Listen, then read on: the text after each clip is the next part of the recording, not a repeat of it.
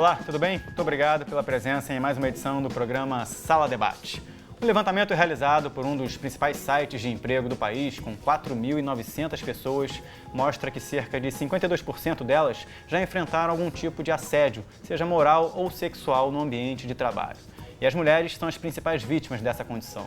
O assédio moral é uma rotina de trabalho marcada por humilhações, perseguições e até constrangimentos que se repetem e envolvem, na maioria dos casos, um chefe ou um subordinado direto.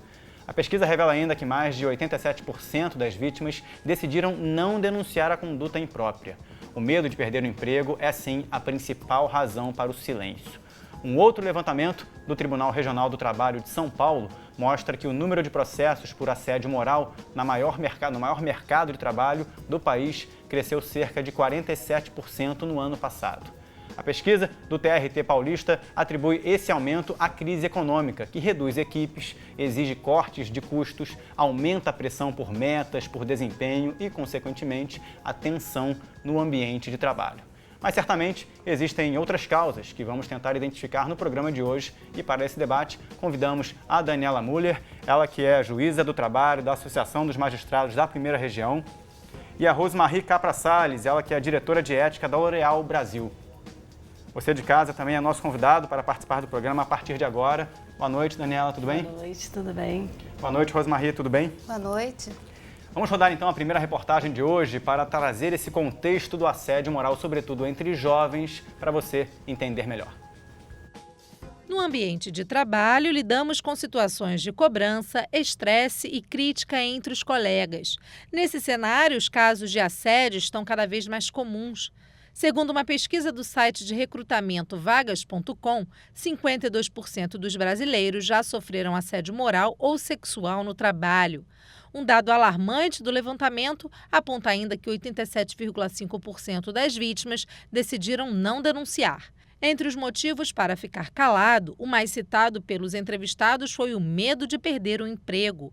Ainda segundo a pesquisa, vergonha, culpa e o medo de represálias também provocam o silêncio das vítimas. Por outro lado, quem decide denunciar enfrenta a sensação de impunidade. De acordo com o estudo, 74,6% das pessoas que sofreram assédio relataram que o agressor permaneceu na empresa. Em apenas 12% dos casos, o agressor foi demitido. As mulheres são as principais vítimas entre os casos de assédio moral e sexual. Afinal, como a vítima deve proceder nesses casos?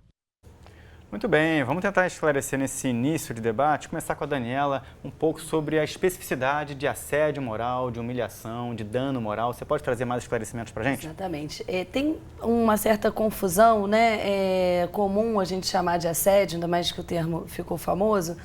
Diversas situações que, no fundo, embora sejam desagradáveis, constrangedoras, enfim, e indevidas, né, não são exatamente o assédio. O assédio, ele acontece quando um determinado trabalhador, no ambiente de trabalho, né, ele é perseguido, é uma situação pessoal com ele, para começar, né? Então, não é uma situação generalizada em relação a uma pessoa e ela é continuada, ela é uma situação que se repete no dia a dia. Às vezes, a agressão em si, se você for olhar uma por uma, não é nem tão grave.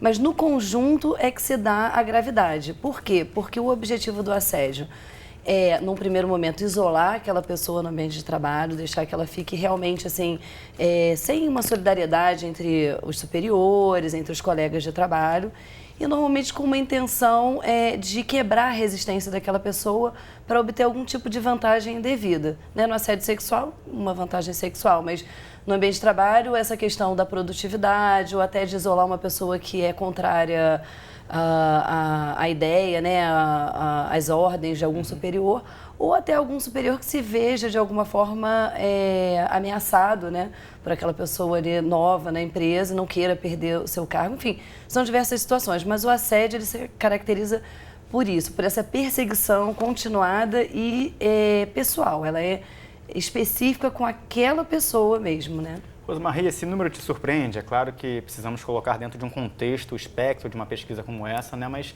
quase a metade de uma população já alega que sofreu algum tipo de dano ou assédio no ambiente de trabalho. É um número muito alto, não é? É muito alto, ele realmente chama atenção. Talvez, eu tentei esclarecer um pouco esse número pela população que respondeu, né? Os jovens. E os jovens podem ter uma certa relutância em falar de fato, porque estão ainda começando as suas carreiras, iniciando um caminho e talvez não tenham a maturidade e a segurança para falar sobre o assunto. Então, por certo, esse número seja um retrato dessa população mais jovem, mais nova nesse ambiente, né? No que tange a um ambiente mais voltado a uma população mais uma idade maior, né, uma idade com alguns anos de profissão, eu acho que esse número talvez se reduziria ou poderia ser um pouco menor. Ou minha realidade que eu vivencio dentro da empresa demonstra um número menor, né? Pois é, nesse sentido, pegando carona no que você falou, que é o jovem chegando no ambiente de trabalho, possivelmente já deixando uma experiência ou da faculdade ou da escola técnica, mas onde ele também está tendo que se libertar de alguns conceitos para se impor frente à sociedade. Te surpreende esse número, Daniela? Em termos, né, na justiça, no judiciário, não chega esse número, acho até que mostrou, né, no início, que a maioria das pessoas acaba não denunciando, não entrando com uma ação.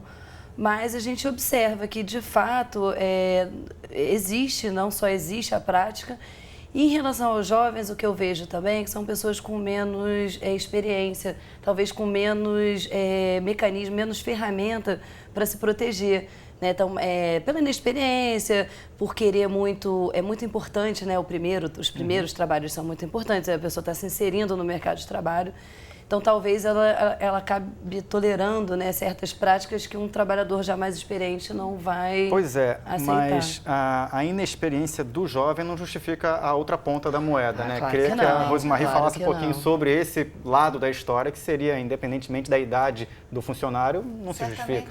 Certamente não, e isso é uma coisa que as empresas precisam valorizar, né? Um ambiente de trabalho saudável. E isso é uma das propostas do nosso programa de cultura ética da L'Oréal, né? Um dos valores éticos que nós pregamos é realmente o respeito. E essa parte de assédio, ela passa muito por isso também, né? O que a Daniela estava falando antes, que existe uma confusão, e ela exemplificou com a parte de dano moral, etc. No nosso caso, também a gente identifica muita confusão com relação à falta de respeito, né? Então, esse conceito que a Daniela deu é exatamente esse o conceito, que tem que ser uma prática recorrente, contínua e pessoal, né? Para aquela pessoa que acontece o assédio. O que a gente vê em muitas denúncias que nós recebemos é uma falta de respeito do gestor, às vezes, e muitas das vezes, numa determinada circunstância, por até questões de pressão, por fazer alguma atividade, alguma tarefa que precisa ser feita, realizada, e o gestor fala talvez com um viés um pouco mais forte, também uma falta de respeito, o que nós não concordamos da mesma forma, né? Mas são gravidades, graus diferentes para o assunto. Agora, antes do assédio ser consolidado, né, dependendo da quantidade, da sistemática dele durante um certo período de tempo, existe a possibilidade do funcionário fazer algum tipo de denúncia por essa conduta que antecede o assédio, mas já é uma falta de respeito? Certamente. Como um dos valores é o respeito, a gente não precisa chegar ao extremo do problema, que é o próprio assédio, que depois leva até algumas questões trabalhistas, que prejudica muito até inclusive a imagem da empresa. Então, o que a gente tem que fazer é tentar evitar isso ao máximo, né?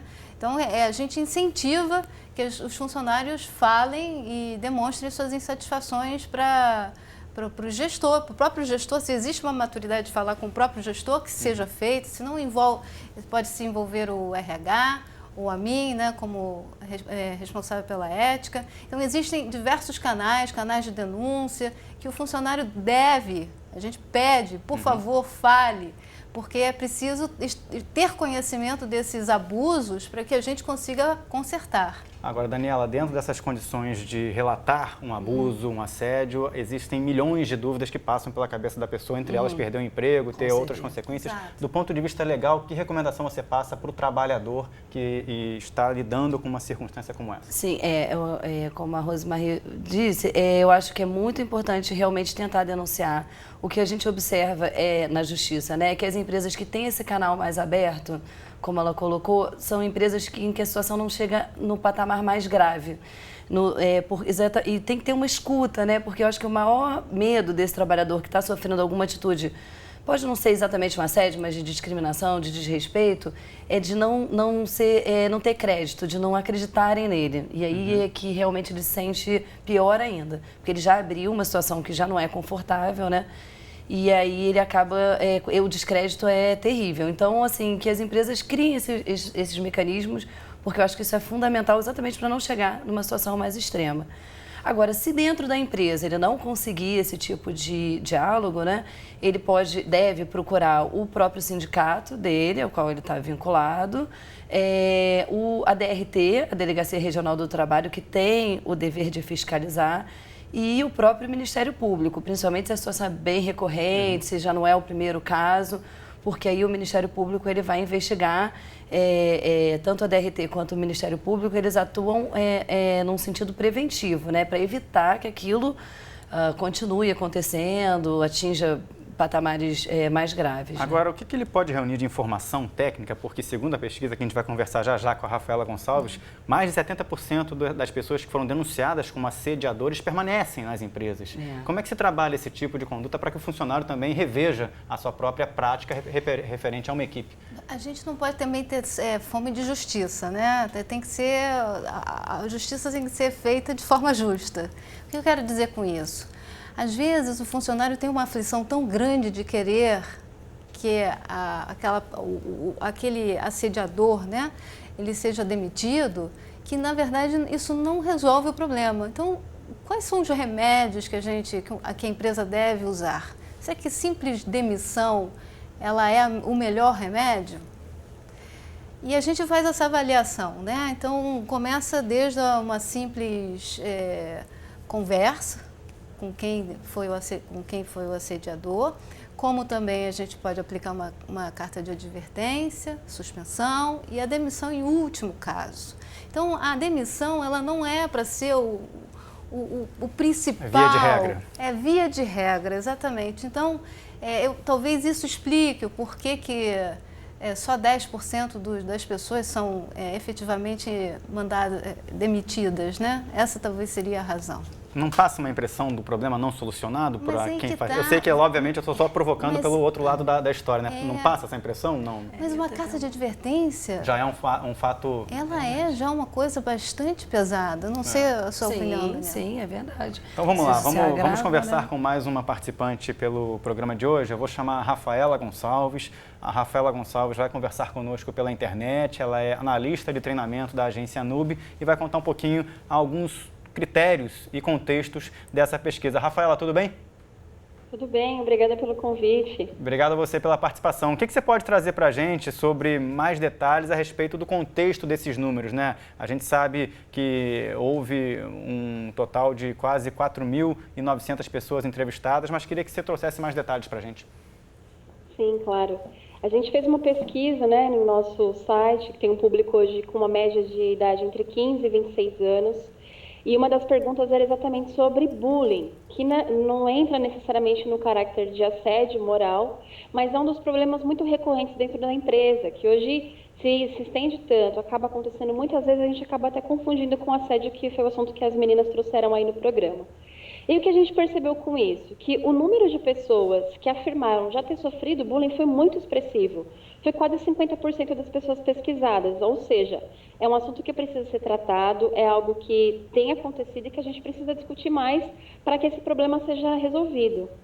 Pois é, nesse sentido, Rafaela, a expressão bullying, o contexto de crianças e adolescentes, o início da trajetória no mercado de trabalho, como é que vocês percebem o entendimento do público para essa faixa etária participando desse tipo de condição? Bullying, assédio, a pesquisa trouxe algum esclarecimento nesse sentido? Sim, porque o que acontece? As pessoas hoje que estão ainda na escola, né? Então, o adolescente, aquela pessoa que está saindo do ensino fundamental, do ensino médio, está indo para a faculdade, horas agora procurando trabalho, ela vai perceber que tem uma mudança no ambiente. Ou seja, aquela brincadeira que você faz na escola, aquele comportamento que pode parecer inofensivo, com o passar do tempo, quanto ele mais acontece, ele pode causar sérios danos, tanto para a pessoa, né, que sofre com isso, que muitas das vezes, como as nossas colegas trouxeram, não reclamam, e para o próprio agressor, porque dentro da empresa ele vai ser visto como uma pessoa que não consegue trabalhar bem em equipe. Então, o que a gente percebeu? Que quanto mais recorrente e quanto mais as pessoas não procuram falar sobre esse assunto, fica muito pior de um gestor tratar isso. E se a gente for falar de bullying, ele acontece entre pares, então, entre colaboradores, que muitas das vezes, por falta do acompanhamento de um gestor que não acabou com aquela brincadeira logo no início, se tornou uma bola de neve, fica muito mais difícil de tratar, e aí a gente vai ter uma pessoa muitas das vezes adoecida, e no caso de um jovem que acabou de começar a carreira profissional, ele perde uma das coisas que é essencial, que é justamente a confiança. Então, dentro da equipe, ele vai ter dificuldade em dar a sua opinião, vai ter dificuldade em reclamar dessas coisas recorrentes, porque ele está chegando agora, e o gestor, muitas das vezes, não vai conseguir reconhecer sem ter esse olhar um pouco mais voltado para o relacionamento, para o trabalho em equipe, ou seja, é um desafio para o gestor. Deixa eu trazer esse seu ponto de vista aqui para o estúdio, já eu volto a conversar com você, tá, Rafaela? Okay. Rosemarie, a chegada do estagiário, do trainee, do jovem aprendiz, né, de um funcionário com 16, 17, 18 anos a uma empresa, requer um preparo da empresa para apresentar a empresa para esse profissional, né? Como a Rafaela falou, é uma mudança completa de ambiente. O que você tem percebido de avanço nesse sentido no mercado de trabalho, se é que dá para perceber um avanço? Bom, minha realidade ela é uma realidade um pouquinho diferente, até brinca lá na empresa que é a cultura da piscina. A gente joga a pessoa e a pessoa aprende a fazer o que tem que fazer. Então, não tem muita preparação, não. Mas o que a gente precisa é que, com solidariedade, com generosidade, as pessoas compartilhem o que tem que ser feito, passando o trabalho para os estagiários, para os jovens aprendizes, etc. Tem que ser, no fim da história, o ambiente de trabalho tem que ser agradável, tem que ser leve, tem que ser respeitoso. É isso que se busca. E assim, nenhuma empresa quer que seja o contrário. Então, o funcionário, esse jovem, ele precisa entender que, se não acontece dessa forma, ele tem que se revestir de coragem e falar e abordar o assunto, a procurar os canais que existam dentro da empresa para abordar o assunto, né? Tem que ter confiança e coragem para abordar. Mas, de forma geral, nunca é um desejo da empresa que esse ambiente seja ruim, ao contrário. Agora, Daniela, dá para contextualizar no ambiente da empresa a função do estagiário, que também está ali para aprender, né, um ambiente de formação com um plano de metas, a crise econômica, a pressão do patrão frente aos resultados? É uma equação complexa, né? Sim, com certeza, né? Assim, o estagiário especificamente, ele tem uma condição especial, né? O caráter dele dentro da empresa tem que ser pedagógico, ele tem que ter um cunho, claro que ele já vai se inteirar das atividades. É lógico que, se for um estágio num setor mais competitivo, eu acredito que é natural que ele vá ter contato, mas o intuito dele não pode ser esse, né? Não pode ser o da produção exatamente. Então, eu acho que é importante também que as empresas mantenham essa visão, né? O menor aprendiz, o estagiário, porque, por mais é óbvio que eles vão contribuir com o conjunto. A cobrança não pode ser a mesma.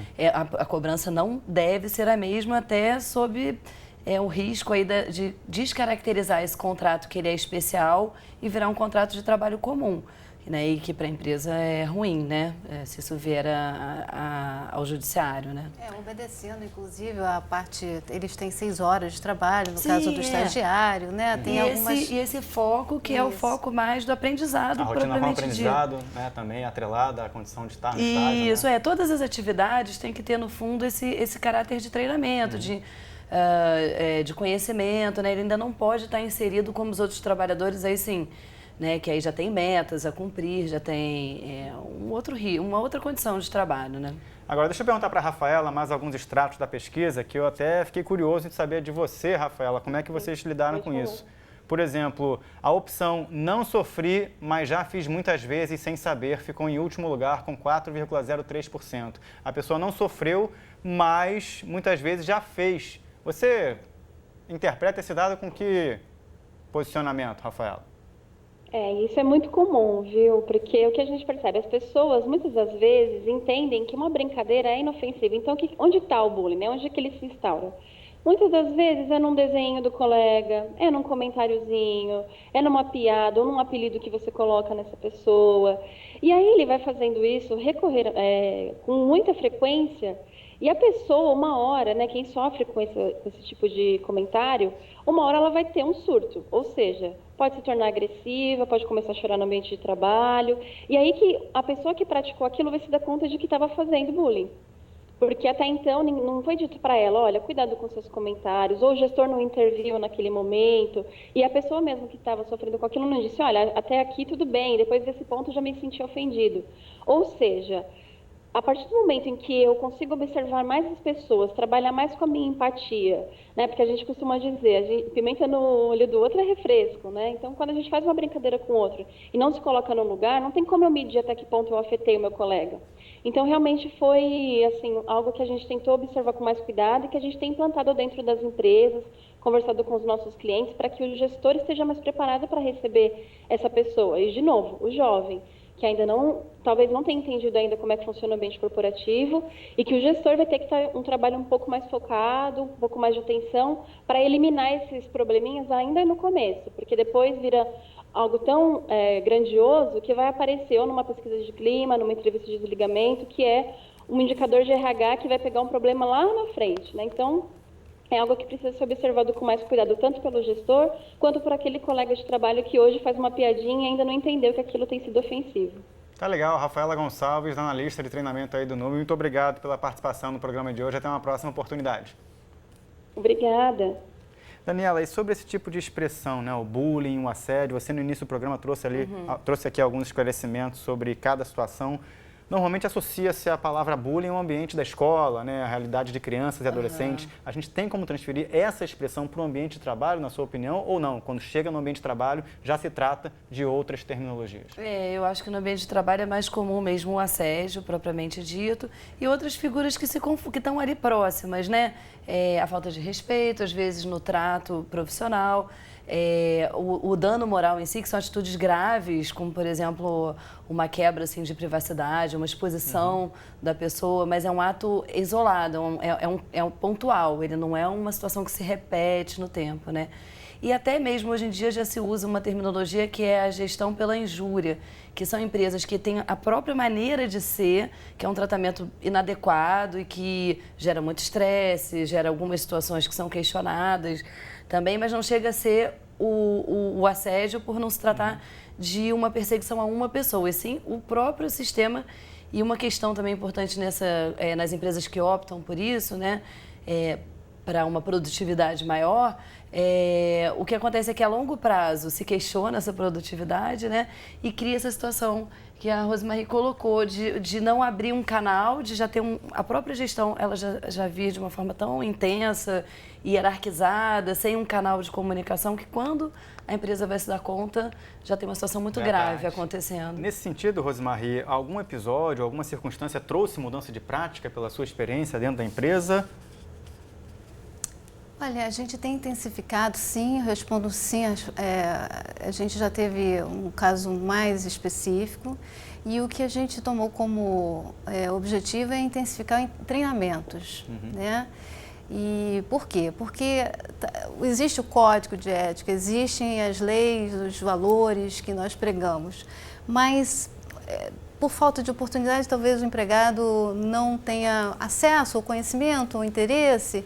Então, a ideia é intensificar treinamentos. E a gente intensifica isso via treinamentos e-learning, a gente presencialmente também a gente faz treinamentos, para que a pessoa tenha consciência do que a empresa prega, o que a empresa espera, quais são os canais que são oferecidos. Então, igual a regra do plano de telefonia, do plano de saúde, poucos leem antes de assinar um contrato ou começarem uma trajetória, né? Muitos regulamentos de empresas estão disponíveis na sua intranet ou no início da jornada, mas poucos se dedicam a ler aquilo com tanta eficácia ou até receber essas informações, né? Exatamente. Então, eu acho que o plano de treinamento, o plano de comunicação, ele é importante para que a gente consiga alcançar esse funcionário e fazer com que ele fale sobre o assunto quando ele se sentir incomodado, né?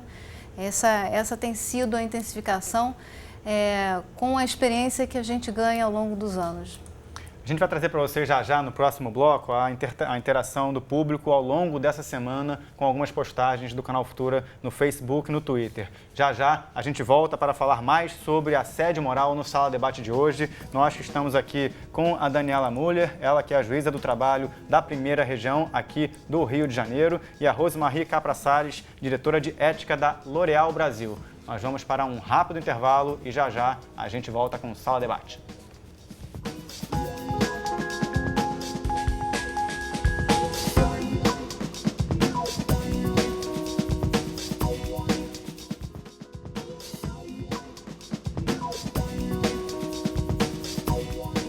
Muito bem, estamos de volta com o Sala Debate, hoje falando sobre assédio moral entre jovens no ambiente de trabalho. Conosco aqui no estúdio a Daniela Müller, ela que é a juíza do trabalho da Associação dos Magistrados da Primeira Região. E também conosco a Rosemarie Capra Salles, ela que é diretora de ética da L'Oréal Brasil. Nesse segundo bloco, eu vou trazer para vocês algumas das participações do público ao longo da semana pelo Twitter e pelo Facebook. Nós colocamos ali também dentro de alguns posts essa condição, né? Você já sofreu algum tipo de brincadeira ou situação de humilhação no ambiente de trabalho? E temos aqui o primeiro comentário. Daniela, olha, o Chico Sauro, obrigado pela participação, Chico. Já passei sim por situação semelhante. Quando o chefe brinca, é engraçado. Se você responde à altura, é mera insolência, segundo a opinião do Chico. O pior é que não sei deixar barato esse tipo de coisa. Agora, quando é o outro peão de obra feito a gente, é mais fácil. Pego no pé até o cara apelar. Começou, então aguenta. Como é que vocês interpretam esse tipo de comentário do Chico, aqui enviado pela nossa postagem no Facebook? Pois é complicado, né? Porque se permite, né, esse tipo de situação, o assédio que a gente acaba visualizando melhor é esse da chefia, né? Quando tem uma hierarquia, que ele até descreve aí, o chefe pode brincar, mas o subordinado não pode, é insolência. Então, acho que a chefia tem que ter cuidado, né? Porque ela não só comanda, faz a gestão, mas ela também dá o exemplo, ela dá o tom, né, daquela equipe, daquele trabalho, então ter essa consciência acho que é importante. Agora ele toca num outro ponto que é complicado, né, que é o assédio, enfim, o bullying entre pessoas de mesma hierarquia. E aí ele até diz que é aceitável. Ele fala assim, quando é outro peão de obra, gente como a gente é mais fácil. Aí ele vai embora. Pega no pé até ele apelar, começou comigo, agora aguenta. Só que isso é pernicioso, né? Isso é complicado no ambiente de trabalho. Não deve, vamos dizer, começou, agora aguenta. E aí vai acabar como, né? Vai acabar em que circunstância? Onde que isso pode chegar? Então, o ideal é que se resolva, né? Por que está acontecendo isso? Ou que se promova um diálogo, alguma dinâmica em que possa se desfazer ali o mal-entendido e não continuar com esse tipo de provocação mútua, né? Rosemarie, independente da postura hierárquica, né, que condiciona ali o assédio moral, quando acontece na mesma baia, no mesmo paralelo ali, existe algum tipo de conduta adotada pela empresa para evitar a rinha de galo? Eu acho que nessa circunstância, acho que eles falam ainda menos, né? Eu acho que é bem interessante o exemplo dele, né? Que aí, quando começou, eu vou até o fim. Porque eles se sentem fortes suficientes para resolver o problema na figura deles próprios, né? E não chamam a empresa para participar disso. E normalmente qual é o desfecho de uma situação como essa? Claro que não dá para ter parâmetro para todos, mas alguém perde a discussão? Ou... Eu acho que isso é ruim para o ambiente do trabalho, é ruim para a equipe, é ruim para o gestor. O gestor tem que intervir, identificando uma situação em que os seus subordinados eles se enfrentam nesse bullying, nesse assédio, o gestor tem que intervir, tem que contornar a situação e evitar parar com isso, né? Eu acho que é o direcionamento que esse é o direcionamento que nós damos. Mais um comentário que chegou à nossa postagem, à nossa página do Facebook ao longo da semana, o Hugo Paulino. Olha, já me fizeram contar a quantidade de aço que possuía uma obra, pois tinha esquecido para quantos pavimentos eu tinha pedido. Então, possuiu ali item com mais de 6.000 repetições, um aço. Ele entra aqui numa área técnica, mas ele já disse que recebeu aí a condição de contar quanto aço era necessário para tantos pavimentos. Isso condiciona algum tipo de situação ou foi basicamente uma cobrança? Eu não entendi a pergunta. Ele falou assim, já me fizeram contar quanto aço possuía uma obra, pois eu tinha esquecido para quantos pavimentos eu havia pedido uma quantidade X de material. Obviamente alguma entrega ali ficou sobreposta ou ficou faltando e ele teve que passar por uma situação como essa. Talvez não condicione um assédio, porque foi uma situação específica, mas... Exatamente. Exato. Mas talvez uma ordem então abusiva, né? Uma situação abusiva, assim, frente que a falha dele nem foi... Eu acho que ele... Mas pode tender para uma humilhação, por exemplo? Não. Claro que a gente está com uma ponta do iceberg aqui da informação. Eu acho que é exatamente isso. Ela pode ser um começo, né? Ela pode ser uma ordem abusiva, com um caráter de desqualificar o trabalhador ali, que por uma falha dele. Eu acho que se essa atitude se perpetua, se isso começa a ser uma constante, ou se esse incidente começa... mas aquele dia... Porque você lembrou isso, acaba se prolongando no tempo, isso pode ser o início de um assédio, mas só isso não configura. Me lembrou um pouco a questão de trote, né? Que às vezes acontece, né? Que já deu tanto pano para manga, sobretudo recentemente, né? Então me pareceu uma coisa de trote, que deve ser combatido também, né? Porque expõe a pessoa... A interferência do gestor, né? Como você muito bem falou, né? Outra enquete que a gente colocou no Twitter, dessa vez na outra rede social, você já foi vítima de brincadeiras de mau gosto no trabalho? Conte a sua história, o Sala Debate aborda esse tema. Foram 66% das pessoas que responderam sim e 34% das pessoas que responderam não, claro, dentro de uma perspectiva pontual do programa de hoje. Mas o número condiz com parte do que a gente tem conversado aqui ou é uma taxa muito acima na opinião de vocês? 68% dizendo que já sofreram brincadeiras de mau gosto no ambiente de trabalho. Brincadeiras de mau gosto, acho que pode ser um número factível. Perto da realidade. Eu acho que tem uma coisa também cultural, talvez, não? Porque o brasileiro é um povo muito brincalhão, tem discussões de futebol, tem discussões de redes sociais, né? E às vezes as pessoas não têm a maturidade suficiente para dar um basta no assunto. Então, acho que uma brincadeira de mau gosto, acho que pode ser um número factível, sim. Agora, nem sempre, Rosemarie, a questão está relacionada ao grau de maturidade da pessoa, né? Nós estamos falando sobre isso há pouco. Às vezes, esse grau de interferência sobre a condição do outro pode ter relações com gênero, cor, religião, imigração, e não necessariamente ao ponto do nosso debate, que é com o jovem. Exatamente. Isso também é metrificado, né?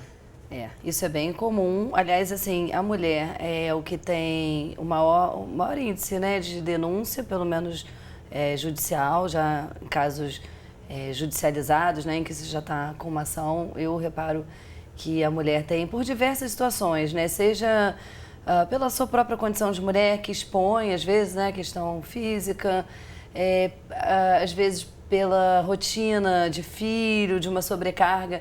E aí, às vezes, já tem um outro tipo de assédio, né, que é pela qualificação, às vezes ela não conseguir dar conta e acabar sofrendo ali no ambiente de trabalho uma pressão muito grande, que já chega a ser o assédio.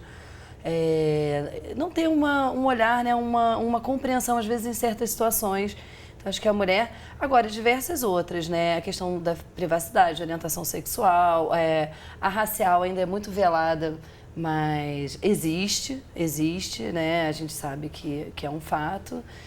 Enfim, eu acho que a tônica é isso, é o respeito, é ter essa consciência de que é muito importante você respeitar a privacidade, as opções, inclusive até políticas, né? Hoje em dia, às vezes, tem esse debate também, de que isso no ambiente de trabalho tem que ser respeitado e não ser misturado com o objetivo daquela atividade profissional. E, Rosemarie, como é que as pessoas lidam do ponto de vista da empresa quando há pedidos, né, relacionados a algumas dessas práticas, né, seja por religião, seja por identidade ideológica, seja por cor, por gênero? Quando vocês passam por esse tipo de pedido por parte do funcionário, que pode demandar algum tipo de discórdia, como é que vocês se posicionam? Já tivemos alguns casos, alguns pedidos, né, de funcionários querendo realizar algum tipo de culto religioso em determinado espaço, ou então pessoas pessoas que estão nesse debate político, né, de promover essas discussões políticas, né? Então, o direcionamento da empresa é que, embora todos eles são respeitados, respeitamos todas as religiões, a gente não pode abrir espaço para uma em detrimento de outra, né? Temos que respeitar todas as religiões. Então, nesse aspecto, a gente não pode conceder ou fazer concessões, né? Então, respeitamos e pedimos que cada um faça isso no seu ambiente privado. Ou que pelo menos isso esteja bem claro nas missões e nos valores da instituição, né? Que deixe claro se vai permitir tal prática ou não, porque faz parte da sua ideologia ou do seu posicionamento no mercado. Né? Exatamente. Exato. Vamos lá, vamos trazer mais um convidado para o programa de hoje. Vamos conversar agora com o Eduardo Maciel, ele que é executivo gerencial de projetos e vai compartilhar conosco pela internet agora algumas das circunstâncias pelas quais o Eduardo passou. Eduardo, tudo bem? Tudo bem, e você? Tudo bom. Obrigado aí pela gentileza em atender o nosso convite. A gente está conversando aqui sobre algumas circunstâncias que classificam não só o assédio moral no ambiente de trabalho, mas também outras práticas que acabam prejudicando o rendimento do funcionário. O que você tem a dizer sobre os principais pontos declarados aqui no programa de hoje e sua opinião sobre o assunto? Então, em primeiro lugar, queria agradecer ao canal pela oportunidade. Queria congratular os convidados em estúdio. E para eu falar um pouco sobre o meu problema, eu queria me contextualizar. Eu sou um profissional que trabalho com gerenciamento de projetos há mais de 15 anos. E com trabalhos internacionais, com atividades de empresas de grande porte, sendo que os últimos 5 anos eu trabalhei numa indústria multinacional e foi lá que, infelizmente, eu fui vítima de assédio moral no trabalho. É preciso que a gente contextualize, na minha opinião, que o assédio moral ele pode influenciar o seu âmbito familiar, o seu âmbito de carreira ou o seu âmbito social. E é a partir desse pressuposto que eu comecei a enfrentar problemas dentro dessa empresa. Bom, eu trabalhei durante 5 anos lá e nos 2 últimos eu assumi a gerência de uma área temática ligada à diretoria social. Então, dentro das minhas atribuições como gerente da área, além das atribuições de gestor com a minha equipe, era a atribuição de conduzir vários projetos, muitos deles usando benefícios fiscais do governo. Então, são leis que, na verdade, se traduzem em uma recusa na arrecadação pública de determinados impostos para que esses recursos sejam investidos em projetos de benefício social, como, por exemplo, o diploma da Lei Rouanet. Perfeito. E eu vim, conforme manda, então, a lei, agindo como administrador público desses recursos, já que os recursos advinham de uma recusa do Estado, na verdade, do Estado abrir mão de receber esses recursos como arrecadação. A renúncia fiscal, né? Isso, de renúncia fiscal, exatamente. E por um tempo consegui realizar as atividades com sucesso, até que a minha diretora, na época, solicitou alguns procedimentos e me fez algumas demandas que caracterizariam fraude e vício na execução dos projetos. Como, por exemplo, contratação de empresas, de pessoas conhecidas delas, sem licitação e sem o devido processo administrativo para aquela contratação. Eu me neguei a fazer esses procedimentos errados, até porque eu estaria implicado pessoalmente nessas operações, em razão de estar agindo conforme um administrador público, né? E, diante da minha negativa, começaram a ocorrer as primeiras retaliações por parte da diretoria. Vou citar algumas. Diminuição do orçamento da minha área muito maior do que a redução orçamentária das áreas correlatas. A não autorização por parte da diretora de reposição de equipe dentro do meu time quando alguém pedia demissão, por exemplo. Redução de time concomitante. Ela começou também a pedir que eu fizesse rescisão de contratos estratégicos da área, sem a possibilidade de recontratação, e esse conjunto de fatores começou a me causar muito mal pessoalmente, porque, eu não tinha mais ferramental para trabalhar, me foi tirado tudo, então eu tinha que entregar o mesmo resultado sem ter as mesmas ferramentas para entregar, e ao mesmo tempo a minha preocupação sobre como passar isso para a minha equipe. Agora, Eduardo, nessa perspectiva, só para eu poder também trazer um pouco a participação das nossas convidadas sobre esse episódio, isso aconteceu de forma sistemática ao longo de um período X de tempo ou foi uma retaliação pontual em virtude da não concordância sua em relação a algumas práticas sugeridas pela sua diretora? Isso aconteceu durante bastante tempo? Isso aconteceu durante 1 ano e meio, mais ou menos. E, inclusive, me levou a adoecer. Eu fui diagnosticado com síndrome do burnout por 2 profissionais distintos e, por conseguinte, fui afastado pelo INSS. Me recuperei durante um tempo através de medicamentos psiquiátricos que me foram receitados e voltei ao trabalho. No meu retorno ao trabalho, a situação se agravou ainda mais. Eu tinha esperança de que, por conta do meu afastamento, inclusive pela questão da sensibilidade, em razão de eu ter tido uma questão de saúde decorrente, segundo o laudo, de agressores laborais, eu achei que no meu retorno a minha situação estaria melhor. No entanto, ela só piorou. Além dos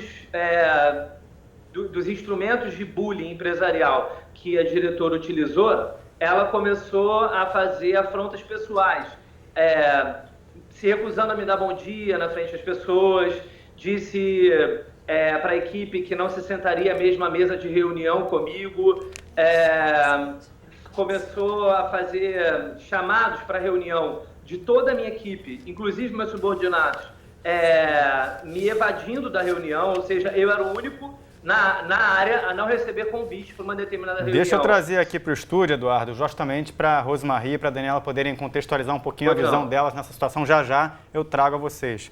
Então, o Eduardo está trazendo aí uma perspectiva bem impactante, né, de uma rotina de 1 ano e meio de trabalho diagnosticado e que também no retorno trouxe mais prejuízos aí com relação à equipe. Como é que se interpreta um caso como esse, Daniela, sob o ponto de vista do direito do trabalhador? Ele trouxe um caso clássico. Tem todos os elementos, né? Que o caso do assédio, esse é o caso por excelência do assédio, né? Foi pessoal, foi uma situação com ele, por essa situação gerada aí da negativa dele aceitar, né, a proposta da chefia. E a partir daí ele começa a ter essa situação de ter a mesma cobrança com uma equipe começou com diminuição de orçamento, falta de reposição de time, redução do time. Exatamente, isso é um clássico. Condições desfavoráveis ao trabalho do funcionário. Porque, teoricamente, é só uma cobrança de trabalho. Mas a gente sabe que não é, né? A própria pessoa já se desespera porque ela sabe que não tem... Mas é fácil comprovar isso? Não, porque muito difícil. Tecnicamente, reduzir o orçamento pode ser em função de uma crise. Exatamente. Demitir funcionários e contratar faz parte da dinâmica de qualquer empresa. Um dos maiores medos do trabalhador que passa uma situação dessa é exatamente o descrédito. E eu acho que esse medo não é infundado, né? Ao contrário, porque é muito difícil você trazer uma prova para um processo, né, de toda essa circunstância, porque tudo, teoricamente, tem uma justificativa do andamento do trabalho, né? Só a pessoa que sofre é que talvez tenha essa visão, né? E muitas vezes nem a própria pessoa tem a visão logo no começo do processo, ela pode até um fator de adoecimento é a pessoa não ter essa consciência e tentar conseguir, né? A empresa não está dando condição, como no caso dele, corta a equipe, enfim, ele tem uma estrutura menor para alcançar o mesmo resultado, que já seria muito difícil. E os impactos fora da empresa, né? Na família, no relacionamento com os amigos. Sim. E eu acho que vem muito daí, da própria pessoa, num primeiro momento, achar que ela tem que superar aquilo, que ela tem que corresponder, vai ter que dar um jeito. Mas só que ela não vai conseguir, né? Agora, vocês percebem, Rosemarie, nesse tipo de circunstância, claro, com um episódio que aconteceu com o Eduardo, mas hipotético com relação a outras empresas, na figura do gestor, né, que é convidado a um diálogo, é convidado a uma advertência, mas num caso como esse, pegando essa referência do Eduardo, fica mais difícil um diálogo quando a situação está bem mais consolidada, né? É realmente um caso clássico, o caso dele.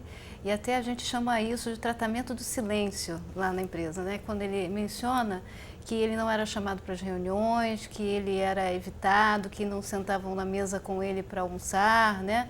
Isso é o que a gente caracteriza lá como tratamento do silêncio.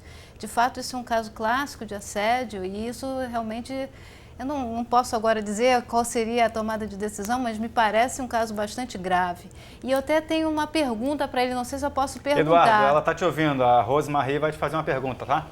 Pois não, Rosemarie. Eu queria entender se você conseguiu envolver o RH nessa discussão, se você tinha outros canais, e como é que esses canais se pronunciaram no seu caso? Bom, no início, vocês têm toda a razão, foi muito difícil para mim conceber que eu e a minha equipe, a gente não podia reverter esse quadro. Então, sim, a gente trabalhou horas suplementares, sim, nós aplicamos esforços extra e a minha saúde se denegrindo profundamente, a minha autoimagem se denegrindo, a minha autovisão profissional também. Isso foi antes do meu afastamento médico. Quando eu retornei do afastamento médico, o que eu falei sobre não sentar à mesa não era não sentar à mesa no horário de almoço no restaurante, era não sentar à mesa numa mesa de reunião na empresa. E foi quando eu pensei, bom, essa situação não vai melhorar e eu vou usar os caminhos institucionais. Eu ouvi vocês falando com muita razão, inclusive, durante o programa, que cabe ao gestor ter certo tipo de consciência e inibir a existência de casos de assédio dentro das equipes. Eu concordo com isso, inclusive me colocando na postura de gestor. Mas, quando o gestor ele não é capaz de dirimir, inclusive ele é o próprio causador, eu acho que a empresa precisa ter instrumentos institucionais da empresa capazes de fazer com que esses atos sejam coibidos. Eu procurei sim o RH, eu procurei a área médica da empresa, eu reuni um representante da minha diretoria, da área médica e do RH em reunião para falar a respeito do tema e, se não bastasse, fiz uma denúncia formal à ouvidoria da empresa, ao canal oficial de denúncias dessa empresa. Mais ou menos 2 semanas depois que eu fiz a denúncia oficial, eu fui demitido. Então, não vi por parte da empresa resposta. Inclusive, eu não tive resposta nem negativa, do tipo, analisamos a sua denúncia e consideramos que fazia ou não sentido. Simplesmente fui colocado no mercado no momento de crise, onde, por mais que eu seja fluente em inglês, francês, espanhol, eu não consigo recolocação porque sou tido como super qualificado. Então, esse episódio de assédio repetido e continuado durante 1 ano e meio, que está colocando em risco toda uma carreira que eu construí há 15 anos. Agora, você procurou o sindicato depois disso, Eduardo? Algum canal fora da empresa, né? A gente conversava aqui no início do programa sobre a possibilidade das empresas intervirem numa situação como essa em relação aos seus funcionários, mas passada a possibilidade da empresa intervir, você procurou outros canais de denúncia e discussão para a busca de seus direitos trabalhistas fora da empresa? Só para a gente poder encerrar a sua participação, que a gente já está chegando ao final do programa. Certo. Eu tive conversas com advogados e a minha única saída atualmente é a via judicial. E eu tenho um prazo de 2 anos, prazo prescricional de 2 anos para entrar com a reclamação trabalhista, e é o que eu pretendo fazer, já que eu não tive como remediar o processo dentro da empresa e fui demitido em seguida à denúncia. Alguma recomendação a mais para o Eduardo, Daniela, sobre a sua ótica, a sua visão desse assunto? Infelizmente, né, eu acho que pelo que ele colocou, realmente parece que na situação dele. Agora, o que eu acho importante é uma reflexão por parte realmente das empresas, das estruturas, né? Porque é uma empresa que está com um risco grande de sofrer uma condenação, não só a condenação judicial, mas até a condenação da sociedade, né? Porque caso isso venha a ser até, essa notícia venha a público, né? E também eu fico aqui pensando de perder uma pessoa qualificada, né? Dos seus quadros. Enfim, até que ponto não é importante a empresa investir nesses canais, a gente falou no começo, que tenha uma escuta mais sincera, né, mais aberta, e que busque, antes de chegar mesmo para a via da judicial. Mas, pelo que ele colocou, eu acho que... E muitas vezes, como já independente da saída ou né? não do funcionário em virtude de uma situação como essa, processos na justiça também são recorrentes, né? Como é que você interpreta esse tipo de situação, Rosemarie, com relação a quando o funcionário tem que entrar na justiça contra a empresa? Não, é horrível, né? Péssimo, né? Não é bom para nenhuma das partes. O próprio desgaste da pessoa em ter que ingressar judicialmente, o desgaste da empresa, é uma situação que deve ser evitada de toda forma, né? Agora, ainda na pergunta que você fez a ela, eu fico imaginando que a empresa tem que fazer assim esse trabalho de fortalecer esses canais e os empregados também têm que contribuir, seja falando, seja avaliando a questão se efetivamente a gente tem ali um caso de assédio, ou se a gente tem um outro caso menor, mas que também deve ser tratado. Então, é uma reflexão que deve ser feita, né? A tabulação de dados é sempre importante para gerar avaliação, né? Porque muitos ainda ficam à margem de toda a discussão. Eduardo, suas considerações finais para a gente encerrar a sua participação no programa de hoje, já agradecendo aí a gentileza em nos atender. Obrigado. Eu que agradeço novamente, congratulando novamente os convidados aí em estúdio. Minhas considerações finais são no sentido de corroborar o que a Rosemarie acabou de dizer. Sim, as empresas precisam engrandecer e empoderar os seus mecanismos de comunicação com os empregados acerca de abusos e assédios e jamais se furtar a responder a esses relatos, enfim, a esses casos que venham a surgir. E, principalmente, o meu grande intuito em estar aqui colaborando com vocês é no sentido de exaltar para os empregados que depende deles também fazer alguma coisa. Sejam em posições hierarquicamente menores, sejam em posições de middle management ou de média gerência, as pessoas precisam se posicionar acreditando que a empresa vai ter uma resposta ética e suficiente para o caso. Não aconteceu comigo, infelizmente, mas eu continuo acreditando que dentro da sociedade brasileira nós teremos condições de ter empresas habilitadas para lidar com esse tipo de situação que é muito negativa para a vida de qualquer um. Eduardo Maciel, executivo gerencial de projetos, obrigado pela sua participação no programa de hoje. Boa sorte na sua jornada e até uma próxima oportunidade. Obrigado, boa noite. Daniela Miller, obrigado pela sua participação, suas breves considerações finais, que a gente está chegando ao final do programa. Obrigada a você pelo espaço. Enfim, é um tema que realmente acho que é importante, né, vir à tona, até porque ele, além de muitas dúvidas, esse caso que ele colocou para a gente mostra também o quanto é difícil até você conseguir ser ouvido e que eu acho que merece muita atenção, porque a gente ficou falando muito da caracterização, mas tem um lado que é devastador mesmo para a pessoa, às vezes para um núcleo familiar inteiro, né? A pessoa realmente não é uma coisa simples, quem se vê numa situação dessa de assédio. Então, enfim, que as empresas consigam reverter isso, né? E tem uma tomada de consciência de quanto isso é pernicioso.